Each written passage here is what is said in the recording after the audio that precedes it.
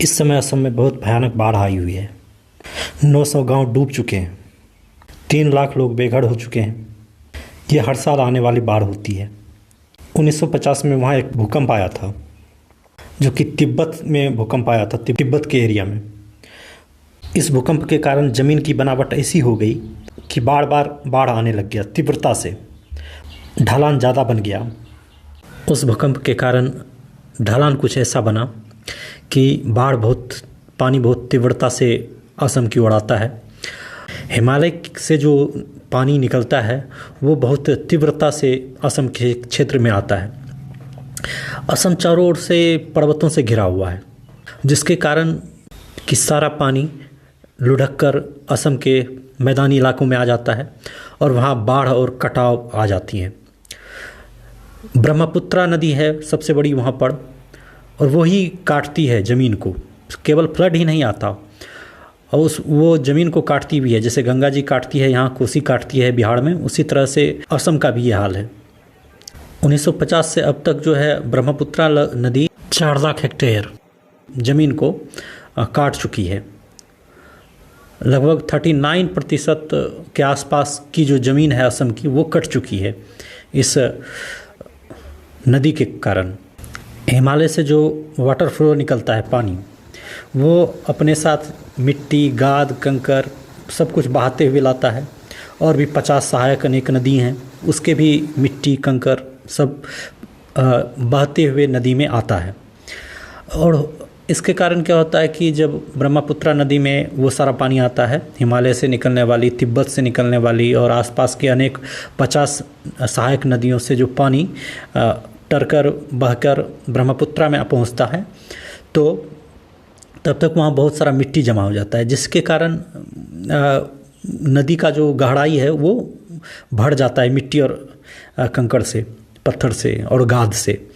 तो वो पानी फ्लो ऊपर हो जाता है। मान के चलो आप, जैसे कटोरा है, कटोरों में पानी है और उसमें आप मिट्टी कंकड़ दे दो तो पानी बहेगा ही, ऊपर से बह जाएगा। तो उसी प्रकार से उस नदी में जब गाद की संख्या मात्रा बढ़ जाती है, हिमालय से लुढ़कता हुआ पानी आता है, तो बड़ी मात्रा में गाद, मिट्टी, कंकर, पत्थर, चट्टानों को बहाते हुए आता है। तो इसके कारण वो ब्रह्मपुत्रा नदी का जल स्तर ऊपर हो जाता है, और जिसके कारण आसपास के गांव में फ्लड आ जाता है। तो यही कारण रहा कि अभी इस समय असम झेल रहा है, हर साल झेल रहा है। वहाँ की प्रकृति भी ऐसी है। वहाँ पे बहुत बड़े बड़े बांध बनाए जाते हैं सीमेंट कंक्रीट के, वो कुछ नहीं टिकते, सब टूट जाते हैं। स्टील के रहें या कंक्रीट के, वो टूट जाते हैं। इतना फोर्स होता है उस पानी में, बहुत ज़्यादा तीव्रता होती है ब्रह्मपुत्र में।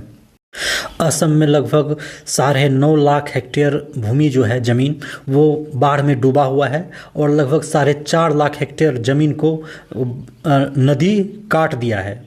बाढ़ में तो ऐसा होता है कि पानी आता है तो बाढ़ गांव से पानी निकल जाता है, लेकिन जब कटाव होता है तो गांव ही खत्म हो जाता है, गांव का अस्तित्व ही नहीं रहता। कतरा कतरा जो है कि नदी में समा जाता है। तो ऐसी स्थिति अभी ब्रह्मपुत्रा नदी में चल रही है। ब्रह्मपुत्रा नदी में एक है मांजुली द्वीप। मांजुली द्वीप का बहुत फेमस नाम है। वो ब्रह्मपुत्रा एक विशाल नदी है, उसके बीच में एक टापू है, मांजुली टापू, उसको द्वीप कहते हैं। वो जो है 1950 में जितना बड़ा था, उसका 60% हिस्सा वहाँ पे कटाव के दायरे में आ गया। मतलब वो द्वीप अब छोटा हो गया। उस द्वीप के चारों ओर से कटते कटते कटते पानी कटते कटते उसको छोटा कर दिया है, उस द्वीप को, जिस 60% छोटा हो गया है पहले की अपेक्षा। और लोग पर्यटन में वहाँ जाते हैं घूमने। जो भी कोई असम जाता है तो मांजुली द्वीप घूमने जाता है। तिब्बत में जो भूकंप आया था, उसके बाद जो वाटर फ्लो तेज़ी से बढ़ने लगा, क्योंकि ढलान इस तरह से ज़मीन उबड़ खाबड़ हो गई कि ढलान बन गया बहुत तेज। और ये जो पानी आता है तेज़ रफ्तार से अरुणाचल प्रदेश से होते हुए, पहले तिब्बत से निकलता है, फिर अरुणाचल प्रदेश होते हुए असम में पहुंच जाता है। हिमालय से जो भी हिमालय, तिब्बत, फिर अरुणाचल प्रदेश के रास्ते फिर असम में ये सारा पानी पहुंचता है। तो जिसके कारण असम वालों को दिक्कत हो रही है। और प्राकृतिक घटना भी है, मानसून कभी का कभी आ जा रहा है। मानसून में बहुत ज़्यादा वर्षा हो जाती है, और बादल फटने की घटना बहुत उधर हो रहा है, पूर्वोत्तर साइड में। अचानक बहुत सारा पानी एक जगह गिर जाता है, बादल फटना जिसको कहते हैं। लेकिन काजीरंगा जो राष्ट्रीय उद्यान है वहाँ पर असम में, उसके लिए फ़ायदेमंद है क्योंकि काजीरंगा ऊंची जगह पर है और जब ये फ्लड आता है तो वहाँ पे भी पानी पहुँचता है और पहुँचता है तो वहाँ के तालाब भर जाते हैं, जंगली जीवों को और जो पानी में रहने वाले जीव हैं उनको पानी मिलता है। यदि बाढ़ ना हो तो काजीरंगा राष्ट्रीय उद्यान सूख जाएगा। हर साल आता है पानी तो जानवर लोग सड़क पार करके उस पार जाते हैं और काजीरंगा राष्ट्रीय उद्यान की ओर जाते हैं। तो इसके बीच में शिकारी लोगों का भी पुलिस को ध्यान रखना पड़ता है। जो वन विभाग की टीम है, एक सींग वाले गैंडे का जो है कि बहुत तैरने में कहा जाता है कि माहिर होता है पानी में, लेकिन वो भी इस तीव्र बहाव में, ब्रह्मपुत्रा के तीव्र बहाव में 61 के करीब ये बह गए और कई मर भी गए। अभी तक सुना जा रहा है 61 व्यक्ति भी, आदमी की भी मृत्यु हो चुकी है इस बाढ़ में। और कई जो है कि जंगली जानवर जो अमूल्य माने जाते थे, बहुत कीमती, बहुत रेयर, उनकी भी मौत हो चुकी है इस बाढ़ में। तो ये कुल मिलाकर एक आपदा है। इसमें कई लोग, राजनीतिक लोग बढ़ चढ़ कर भाग ले रहे हैं। हेमंता विश्व शर्मा इसमें भाग ले रहे हैं जनजीवन और बचाने के अभियान में, और कई विपक्षी पार्टियों के लोग भी इसमें काम कर रहे हैं। और जो मांजुली द्वीप में लोग फंसे हुए हैं उनको भी निकाला जा रहा है, क्योंकि बाढ़ जब आई है एकाएक तो वहाँ पे इतनी मात्रा में पानी आता है तो कि एकाएक बाढ़, बहुत ज़्यादा फ्लड आ जाता है देखते ही देखते। तो मांजुली द्वीप में जो लोग फंसे हुए हैं, जो घूमने गए थे या जिनका वहाँ घर है, तो उनको भी रेस्क्यू किया जा रहा है।